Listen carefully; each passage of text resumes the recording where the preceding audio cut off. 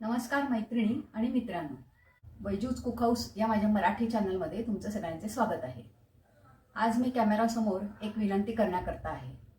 पहिली विनंती म्हणजे की हे जर चॅनल तुम्ही सबस्क्राईब केलं नसेल किंवा माझं इंग्लिश चॅनल वैजूज कुक हाऊस हे पण सबस्क्राईब केलं नसेल तर ते दोन्ही चॅनल प्लीज सबस्क्राईब करा.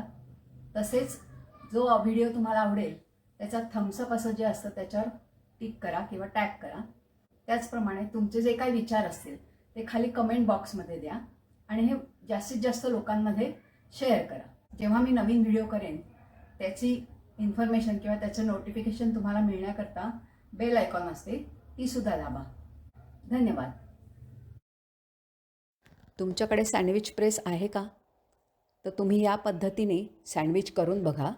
तुम्ही कधीच बाहेरून सँडविच आणणार नाही. चला आपण तो व्हिडिओ बघूया.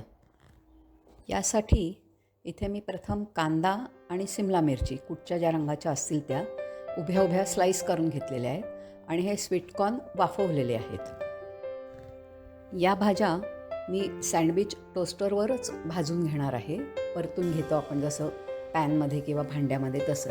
तर 2 भांडी करण्याऐवजी ह्याच्यावरच मी हे भाजून घेणार आहे, रोस्ट करून घेणार आहे की त्याला एक प्रकारचा तो स्मोकी फ्लेवर म्हणतात तो येऊ शकेल.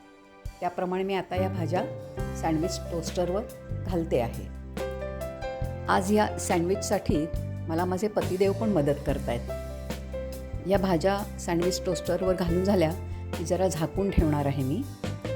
एखादं मिनिट झालं की मग त्याच्यानंतर आपण त्याच्यावर थोडंसं बटर घालणार आहोत. बटरने आणखी एक जरा चव वाढेल. त्यामुळे हे थोडं 1 मिनिटभर भाजून झालं की मग आपण त्याच्यावर बटर घालू. त्याप्रमाणे आता इथे बटर घालते आहे.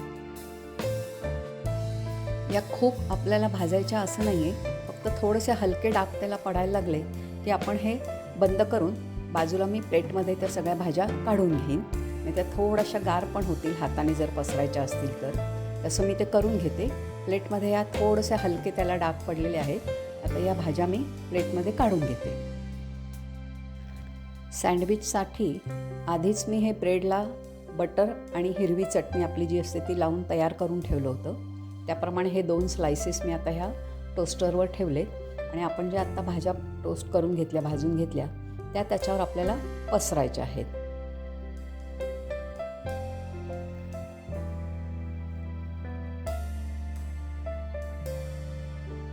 आपण फक्त बटर घातलेल्या भाज्या भाजताना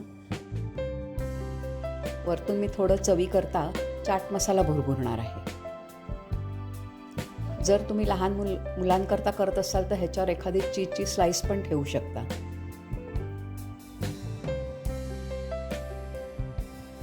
आणि मग वरती एक स्लाईस ठेवून त्याच्यावरती अगदी हलकं थोडं बटर लावणार आहे, कारण आतमध्ये मी बटर लावलेलं आहे एका स्लाईसला. फक्त वरच्या बाजूने अगदी हलकं बटर लावून हे आपण सँडविच करायला ठेवून देऊ.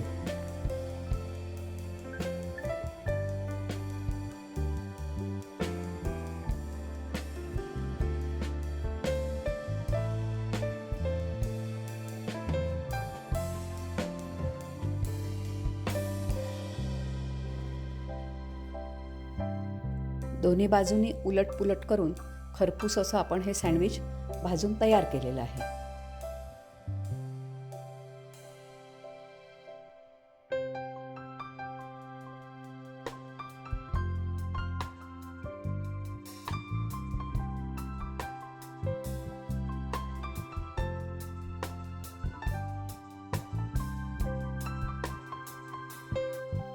असं हे स्मोकी फ्लेवरचं सँडविच तुम्हाला पाहिजे त्या आकारात कापून तुम्ही तुमच्या आवडत्या चहा, कॉफी किंवा आईस टी जसं की आज इथे खूप उकडतं आहे त्यामुळे मी आपल्या नेहमीच्या चहाऐवजी हा आईस टी घेते आहे.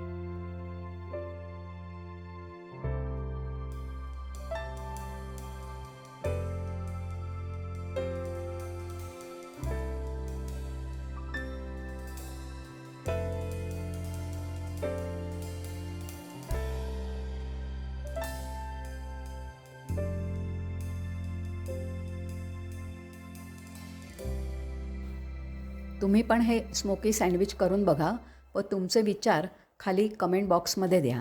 हा व्हिडिओ बघितल्याबद्दल धन्यवाद.